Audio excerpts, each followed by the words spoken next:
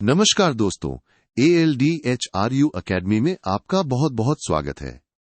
मैं हूं आपका दोस्त और होस्ट और आज हम VMOU कोटा के जून 2026 एग्जाम्स के लिए MA अर्थशास्त्र के सबसे महत्वपूर्ण पेपर MEEC 03 यानी सार्वजनिक अर्थशास्त्र के टॉप 20 सवालों को कवर करने वाले हैं।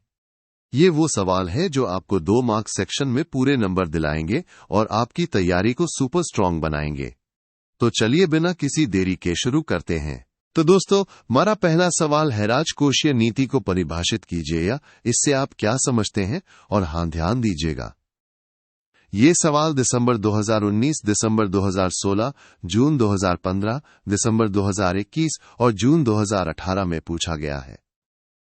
मतलब है कितना इंपॉर्टेंट है आप समझ ही गए होंगे। इसको तो रट ही लेना है।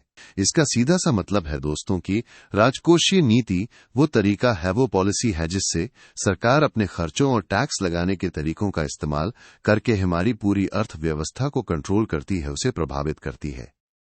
जैसे कब पैसे खर्च करने हैं और कब टैक्स बढ़ाना या घटाना है, ये सब इसी नीति का हिस्सा है। अगला बहुत ही महत्वपूर्ण प्रश्न है, बाह्यताएं एक्सटर्नैलिटीज क्या हैं, और ये भी जून 2023, दिसंबर 2018, जून 2017, जून 2019 और जून 2018 में आ चुका है। बहुत ही हॉट टॉपिक है ये। इसको आप ऐसे समझिए दोस्तों, बाह्यताएं वो खर्चे या फायदे होते हैं जो किसी एक आर्थिक काम की वजह से किसी तीसरे ऐसे इंसान या समूह को मिलते हैं जो उस काम में सीधे तौर पर शामिल ही नहीं था। जैसे कोई फैक्ट्री प्रदूषण फैलाए तो उसका नुकसान आसपास के लोगों को होता है, भले ही उनका फैक्ट्री से कोई लेना देना न हो। या कोई पेड़ लगाए तो उसकी ठंडी हवा सबको मिलती है। तीसरा सवाल है, सार्वजनिक वस्तुएं क्या हैं या इन्हें परिभाषित कीजिए। ये भी कई बार पूछा गया है। दिसंबर 2016, 2017, 2022, जून 2015 और दिसंबर 2021 में। सार्वजनिक वस्तुएं वो होती हैं दोस्तों जिनका इस्तेमाल कोई भी कर सकता है और एक के इस्तेमाल करने से दूसरे के लिए उसकी उपलब्धता कम नहीं होती। जैसे सड़क पर लगी स्ट्रीट लाइट, एक आदमी देखे या 10 रोशनी सबको बराबर मिलेगी। कोई किसी को रोक नहीं सकता और कोई किसी से कंपटीशन नहीं करता। अब आते हैं प्रश्न 4 पर। क्षतिपूरक व्यय या राजकोषीय नीति को परिभाषित कीजिए। ये भी जून 2023, दिसंबर 2017, दिसंबर 2018 और जून 2022 में आया है। क्षतिपूरक वित्त का मतलब है दोस्तों कि सरकार अपनी खर्च करने की और टैक्स लगाने की नीतियों को इस तरह से एडजस्ट करती है ताकि अर्थव्यवस्था में स्थिरता बनी रहे। अगर मंदी है तो सरकार खर्च बढ़ाएगी और अगर बहुत तेजी है तो शायद खर्च कम कर दे या टैक्स बढ़ा दे ताकि सब कुछ बैलेंस में रहे। प्रश्न 5, सार्वजनिक एवं निजी वस्तुओं में अंतर या विभेद कीजिए। और दोस्तों, ये तो अभी अभी दिसंबर 2023 और जून 2024 में भी पूछा गया है। मतलब ये तो बिल्कुल लेटेस्ट और सुपर डुपर इंपॉर्टेंट है। इसका अंतर समझना बहुत आसान है। निजी वस्तुएं वो होती हैं जैसे आपका मोबाइल फोन या आपकी कार, जिन्हें आप दूसरों के साथ शेयर नहीं करना चाहते और अगर कोई और इस्तेमाल करेगा तो आप नहीं कर पाएंगे। इन्हें आप वर्जनीय और प्रतिद्वंद्वी कहते हैं। वहीं सार्वजनिक वस्तुएं, जैसे हमने पहले बात की स्ट्रीट लाइट या राष्ट्रीय सुरक्षा, वो गैर अपवर्जनीय और गैर प्रतिद्वंद्वी होती हैं। मतलब कोई भी इस्तेमाल कर सकता है और एक के इस्तेमाल से दूसरे के लिए उसकी उपलब्धता कम नहीं होती। दोस्तों, अगर आप भी अपनी परीक्षा में 75% से ज्यादा मार्क्स पक्के करना चाहते हैं और अपनी तैयारी को एक नया बूस्ट देना चाहते हैं तो हमारी ये पूरी सब्जेक्ट गाइड PDF अभी डाउनलोड कर लीजिए। इसमें आपको ऐसे ही और भी बहुत सारे महत्वपूर्ण प्रश्न और उनके आसान जवाब मिलेंगे। डायरेक्ट लिंक नीचे डिस्क्रिप्शन बॉक्स में दिया गया है। देर मत कीजिए, अपनी सफलता की राह अभी आसान बनाइए। चलिए आगे बढ़ते हैं प्रश्न 6 की ओर। क्लब वस्तुएं या गुड्स क्या हैं और इनकी अवधारणा को स्पष्ट कीजिए। ये भी जून 2023, दिसंबर 2019 और जून 2024 में आ चुका है। बहुत ही महत्वपूर्ण है ये। क्लब वस्तुएं वो होती हैं दोस्तों जहां आप किसी को इस्तेमाल करने से रोक तो सकते है, लेकिन एक बार एंट्री मिलने के बाद एक के इस्तेमाल से दूसरे के लिए उपलब्धता कम नहीं होती। जैसे एक प्राइवेट स्विमिंग पूल या एक OTT सब्सक्रिप्शन। आप पैसे देकर एंट्री ले सकते हैं, लेकिन अंदर जाने के बाद आपके तैरने से दूसरे के तैरने में कोई दिक्कत नहीं आती। प्रश्न 7 है, समुद्दीपन का सिद्धांत क्या है? दिसंबर 2019, दिसंबर 2023 और जून दिसंबर 2020 में भी ये सवाल आया था। समुद्दीपन का सिद्धांत दोस्तों जॉन मेनार्ड कीन्स का दिया हुआ एक कॉन्सेप्ट है। इसमें सरकार क्या करती है? वो खुद ज्यादा निवेश करती है, ज्यादा खर्च करती है, ताकि लोगों में भी खरीदने की इच्छा बढ़े और इससे प्राइवेट सेक्टर भी ज्यादा निवेश करने के लिए मोटिवेट हो। मतलब सरकार एक तरह से अर्थव्यवस्था को किक स्टार्ट करती है। अगला सवाल है, सार्वजनिक या राजकीय आय राजस्व के स्रोत बताइए। ये भी दिसंबर 2019, जून 2015 और दिसंबर 2021 में पूछा गया है। सरकार के पास पैसा कहां से आता है दोस्तों? इसके कई स्रोत हैं। सबसे पहले तो कर यानी टैक्स जो हम सब देते हैं, फिर जो सरकारी कंपनियां हैं उनसे होने वाली आय। इसके अलावा फीस जैसे कॉलेज की फीस, लाइसेंस फीस, जुर्माना और कई बार दूसरे देशों या संस्थाओं से मिलने वाले उपहार और अनुदान भी सरकार की आय का हिस्सा होते हैं। प्रश्न 9, संतुलित बजट क्या है? ये जून 2016, जून 2017 और जून 2018 में आया हुआ है। संतुलित बजट का मतलब है दोस्तों जब सरकार की जितनी कमाई हुई है उतना ही उसने खर्च किया हो, न ज्यादा खर्च न कम, आय और व्यय दोनों बराबर। प्रश्न 10 है, प्रगतिशील करारोपण या कर प्रणाली क्या है? ये दिसंबर 2022, जून 2024 और जून 2016 में भी पूछा गया है। जून 2024 में आया है, मतलब ये तो बिल्कुल ताजा सवाल है। प्रगतिशील कर प्रणाली वो होती है जहां अगर आपकी इनकम बढ़ती है तो आपको ज्यादा टैक्स देना पड़ता है और टैक्स की दर भी बढ़ जाती है। इसका मतलब है अमीर लोग ज्यादा टैक्स देते हैं और गरीब लोग कम। ये समानता लाने का एक तरीका है दोस्तों। अब बात करते हैं प्रश्न 11 की, प्रतिगामी या अधोगामी कर प्रणाली को परिभाषित कीजिए। ये दिसंबर 2016, जून दिसंबर 2020 और जून 2017 में आया हुआ है। ये प्रगतिशील कर प्रणाली का बिल्कुल उल्टा है दोस्तों। प्रतिगामी कर में जैसे आपकी इनकम बढ़ती है टैक्स की दर कम होती जाती है, और अधोगामी कर में एक लिमिट तक टैक्स बढ़ता है और फिर स्थिर हो जाता है। ये दोनों ही प्रणालियां प्रगतिशील से अलग हैं और इन्हें समझना बहुत जरूरी है। प्रश्न 12 है, सार्वजनिक वित्त, लोकवित्त या सार्वजनिक अर्थशास्त्र को परिभाषित कीजिए।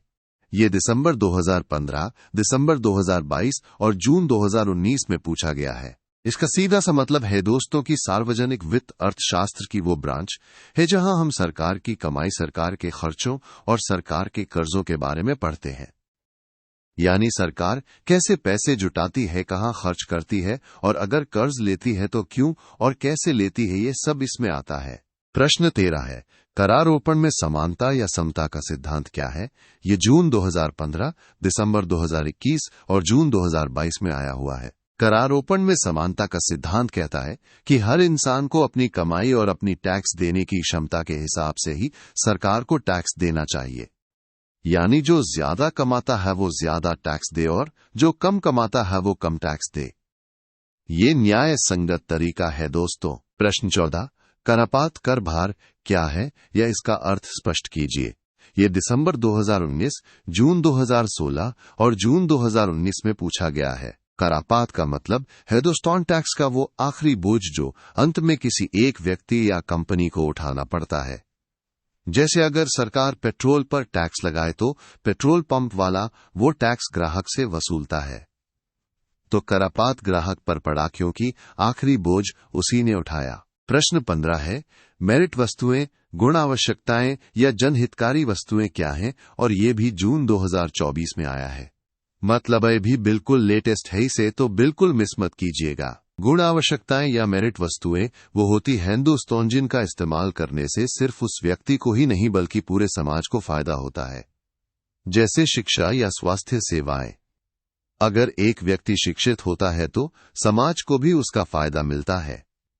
ये बहुत जरूरी है और सरकार अक्सर इन्हें बढ़ावा देती है। और हां दोस्तों, सिर्फ MEEC 03 ही नहीं, अल्द्रो एकेडमी आपके लिए MEEC के सभी विषयों के लिए प्रीमियम गाइड्स लेकर आया है।